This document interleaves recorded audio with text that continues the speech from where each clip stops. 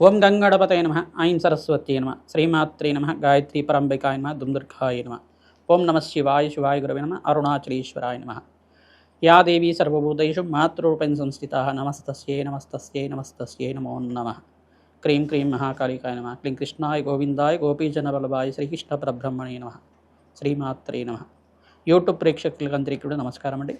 నేను పాలపర్తి గురునాథ శర్మ జ్యోతిష్యం వాస్తు సిద్ధాంతిని. గోచారిత్య గ్రహాల యొక్క ప్రభావం అంతా కూడా మానవాళికంతా కూడా మేషాది ద్వాదశ రాశుల వాళ్ళకి ఎటువంటి ప్రభావం చూపిస్తున్నాయి, పరిహారం అంతా కూడా వార ఫలితాల్లో భాగంగా చెప్పడం జరుగుతుంది. ఏప్రిల్ నెల వార ఫలితాల్లో భాగంగా 19వ తారీఖు నుంచి ఈ వారంలో మీకంతా కూడా ఎటువంటి ఫలితాలంతా కూడా ఈ యొక్క గ్రహాల యొక్క స్థితిగతి వాటి ప్రభావం వల్ల దృష్టి కేంద్రంగా చెప్పడం జరుగుతుంది.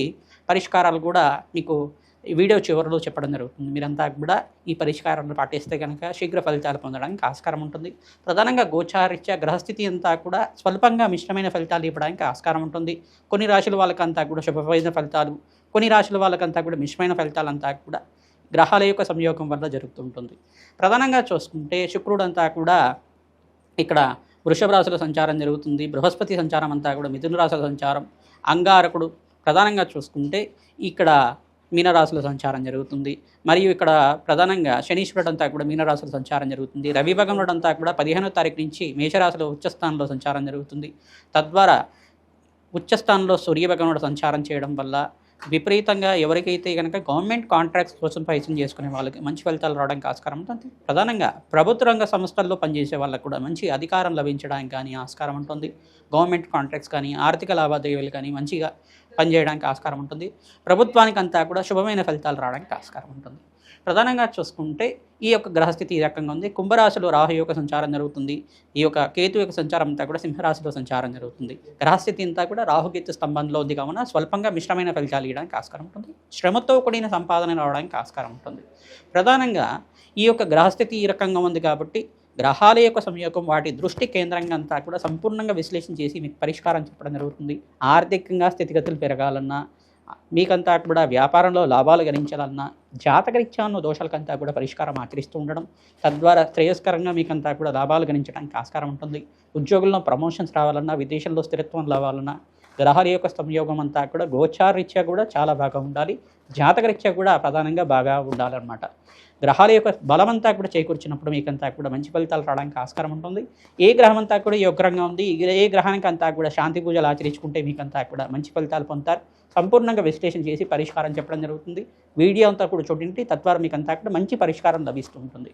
సింహరాశి జాతకులకి ఏప్రిల్ నెల వార ఫలితాల్లో భాగంగా 19వ తారీఖు నుంచి 25వ తారీఖు దాకా ఈ వారంలో ఎటువంటి ఫలితాలంతా కూడా మంచి ఫలితాలు పొందడానికి ఆస్కారం ఉంటుందో విశ్లేషణ చేయడం జరుగుతుంది. ఏ గ్రహం అంతా కూడా అనుకూలతగా ఉంది, ఏ గ్రహాలకి జపము హోమాది కార్యక్రమాలు ఆచరించాలి, ఎటువంటి దోషాలకంతా కూడా పరిష్కారం ఆచరించాలి అని తెలుసుకోవడం జరుగుతుంది.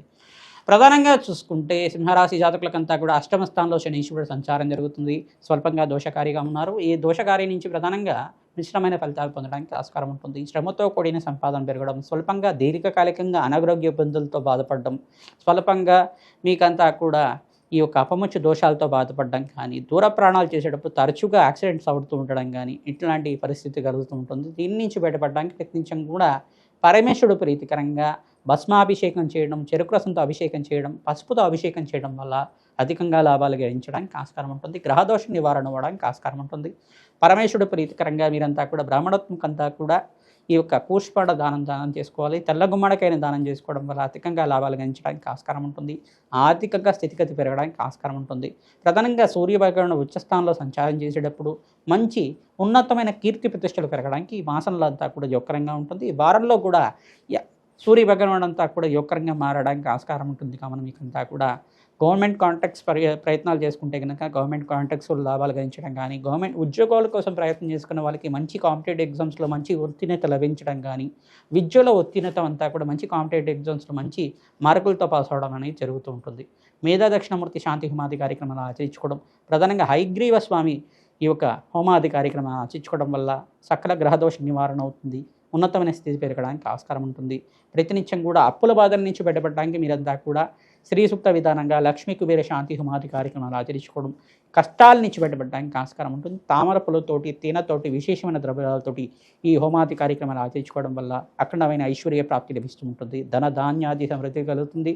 రావి చెట్టు వేప చెట్టు ఉన్న ప్రాంతం దగ్గర మీరంతా కూడా అఖండ దీపారాధన చేయడం, ఉప్పు దీపాన్ని అంతా కూడా విరించి అక్కడ కనకదార స్తోత్రాన్ని కానీ ఖడ్గమల స్తోత్రాన్ని కానీ పఠించుకోవడం వల్ల అఖండ ఐశ్వర్య ప్రాప్తి లభిస్తుంది.